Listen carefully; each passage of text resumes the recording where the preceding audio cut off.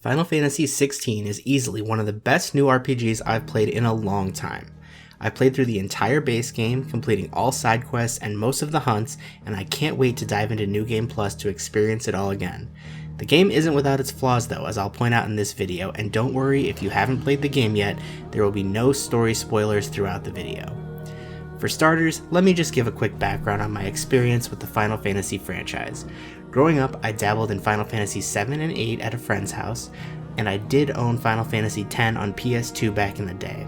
I've also played a bit of Stranger of Paradise and Final Fantasy XV more recently, but Final Fantasy XIV was the game that really pulled me in and made me a huge fan of the Final Fantasy series.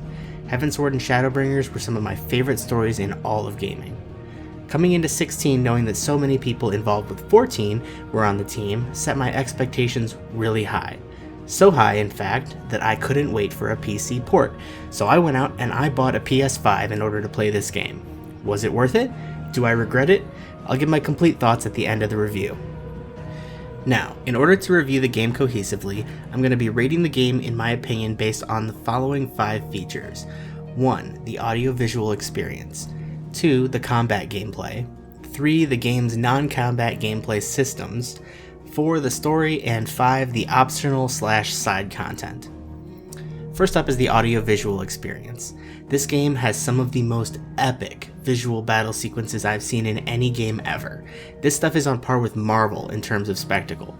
As much as I hate console game exclusives, because it was on the PS5, I did end up playing this on my 65-inch 4K TV instead of my 24-inch computer monitor, and it definitely enhanced my experience. So if you're waiting to get the PC version when it finally comes out, I would consider hooking it up to your biggest, highest definition screen for the best possible viewing experience. The other critical component here is that the music is just fantastic. As a big fan of Final Fantasy XIV, I'm familiar with the god-tier songwriting Soken is capable of, and he just absolutely hit it out of the park. In conclusion, the graphics are great, the music is great, the scope and scale of the battles are great. No complaints from me here at all. The only negative thing I've even heard about when it comes to this topic was that some people might have been having frame rate issues at times, but I personally did not experience that, or if I did, I didn't notice it at all and didn't remember it. Audio and visual experience is a 10 out of 10 for me. Next, we have combat. I was pleasantly surprised at how intuitive and easy to pick up the combat was in 16. The most recent single-player Final Fantasy experience I had before playing 16 was the Stranger of Paradise demo, so that level of customizability and variety of weapons, etc. was what I was expecting, and I was pleasantly surprised that 16 did things differently.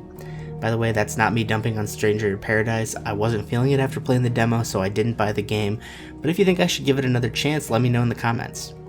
Anyway, I felt that 16's combat was intuitive and easy to pick up and way more streamlined than Stranger of Paradise, yet it still allowed for an interesting amount of customizability later in the game once more icon talent trees were unlocked. I personally ended up finding a few skills I liked and mostly stuck with them throughout the game until the last story arc or so, where I started playing around with more abilities, but that's just me. The difficulty does have a ceiling, but that's okay because I don't think 16 is trying to be a Dark Souls. I think the enemy difficulty falls into kind of a just right selection if we're using the Goldilocks analogy, not too difficult, not too easy, just kind of a just right. That being said, for me, the non-boss fights became a bit repetitive the further I got into the game, and I found that the elite mobs that sometimes show up with, a pack of other mobs, I found them to be almost frustratingly annoying by the end of the last third of the game. By that time, the excitement of combat had worn off, and my preference was to have a quick and simple combat experience and to get right back to focusing on the story for the most part. It's around that time that I started playing around with other abilities I wasn't using at that point to try to spice things up. New Game Plus is supposed to introduce more of a challenge, but I haven't really dug into that yet at the time of this video, so I'm not sure yet about the degree to which the challenge increases.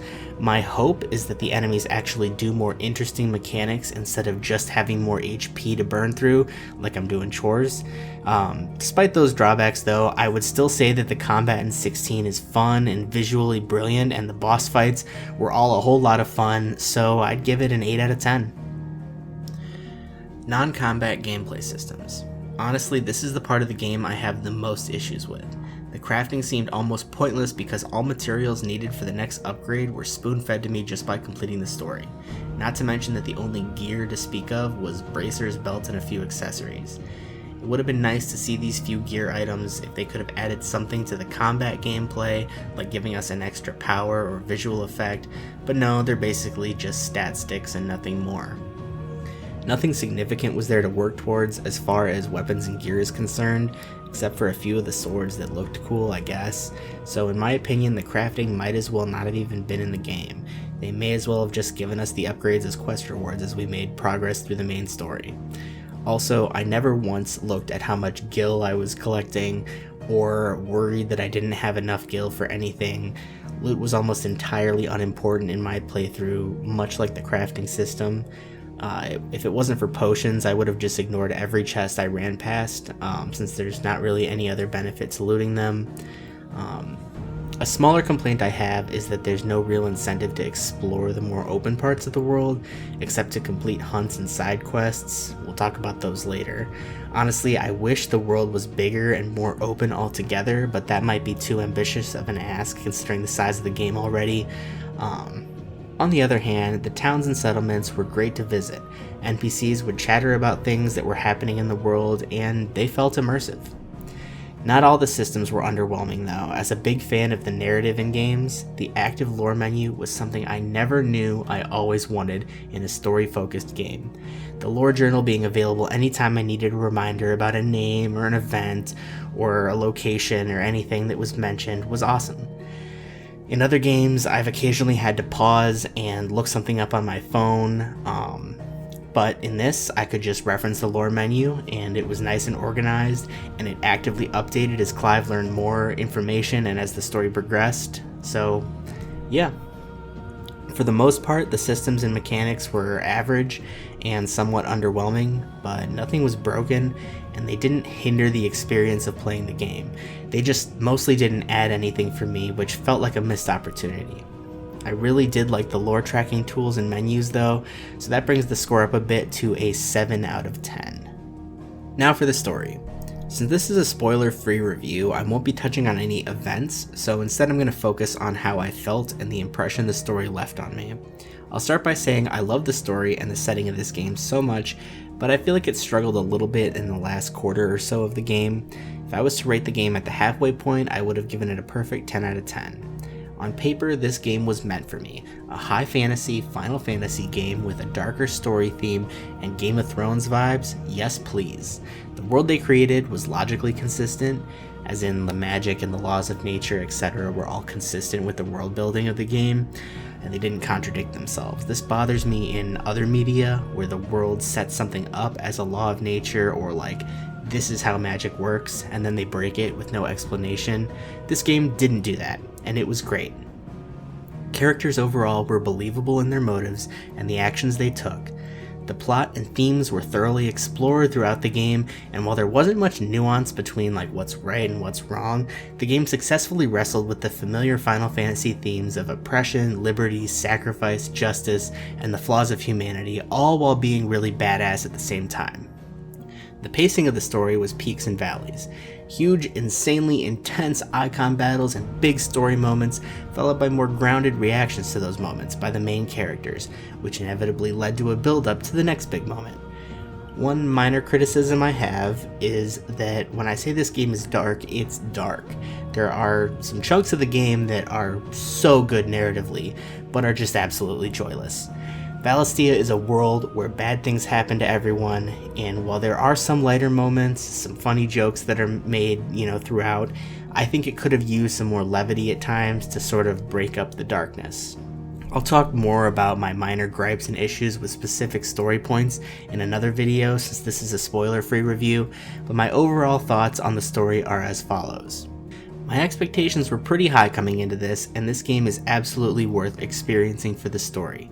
It's definitely in my top 10 video game stories I've ever played, and might even be in the top 5, but I'm going to give it a little more time to settle in my mind before I give it that accolade. If you're a story-focused gamer, definitely give this game a chance. I'm going to settle on the story being a 9 out of 10 for me. And finally, the optional / side content. The side content in 16 consists of two main parts, side quests and hunts. Now, I didn't 100% the hunts, but I did complete every side quest available in my base game playthrough. I have no real complaints about the hunts, they're pretty straightforward, and they don't pretend to be something they're not, bounties for rare boss fight mobs that are out in the world to be found. I thought the most fun part I had with the hunts were the couple of times where I stumbled across a hunt boss while just out and about in the world. Hunts weren't a thing I was particularly interested in going into the game, but it was fun content to do when I felt like a break from the main story, and it got me out to different parts of the wilderness that I probably wouldn't have seen, so from my perspective, no complaints. Except that maybe it would have been cool for them to drop unique items that had like cosmetic or unique gameplay effects when equipped, but I guess that's more of a complaint from the systems portion of the video, so I won't hold that against the hunts as they exist as side content. The side quests, however, were a mixed bag for me. A lot of the side quests early in the game felt like MMO filler fetch quest type of things. Go here, kill a few mobs, grab a few items, and come back to complete the quest without offering much story or reward. In simple terms, some of the side quests felt like pointless chores. However, that was easily made up for by the interesting side quests that I started stumbling into more and more often as the game progressed. For example, a simple quest at the start of the game where we're asked to deliver some plates of food to some tavern patrons came back around at the end of the game in the form of several moderately more interesting side quests that explore the cuisine and history of Alastia. There's more examples like that as well, and by the end of the game I found myself looking forward to the next arc of several of the side quests to see what happens next. Shout out to Lostwing. Overall, the side quests were either pretty good or kinda boring, and the boring ones didn't take long at all to complete, so I don't regret completing all of them. It's important to note that several side quests right before the final act of the game should have been main quests. Completing them adds more nuance and context to the ending, and if you skip them, you might feel differently at the end of the game than if you hadn't. The last piece of optional content I'm going to talk about here is New Game Plus. I've only just started my New Game Plus playthrough, so I don't really have anything here to say of substance about it yet, other than supposedly it adds more difficulty and depth to the gameplay, and it might add more things on the side as well. I'm not entirely sure.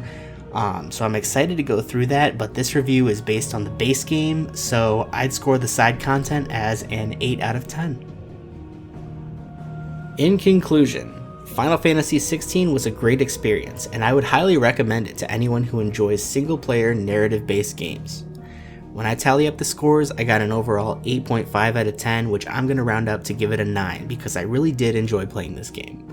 Almost all the negative things I've pointed out in this review were not sticking points for me as I was playing, but things that I noticed more when looking back and analyzing the game as a whole. Now, the real question, do I regret buying a PlayStation 5 in order to play 16? Well, yes and no. While I don't regret experiencing this game, knowing what I do now, I definitely could have waited for the PC port. This is why I hate platform exclusive games so much. I'm likely going to return the PS5 because the only console gaming I do nowadays is to play with my IRL friends, and like me, they all have Xboxes. Now, I don't dislike the PS5, in fact, I quite like the menus and the controller better than Xbox, but I don't see myself using it once I move on from 16. I think I'm fine waiting to play future potential DLCs on the PC port, so if I can get my money back for the PS5, I'm going to. Anyway, that concludes my review of Final Fantasy XVI. If you enjoyed it or found it helpful, leave me a like and a comment on the video, subscribe for more, and until next time, see ya!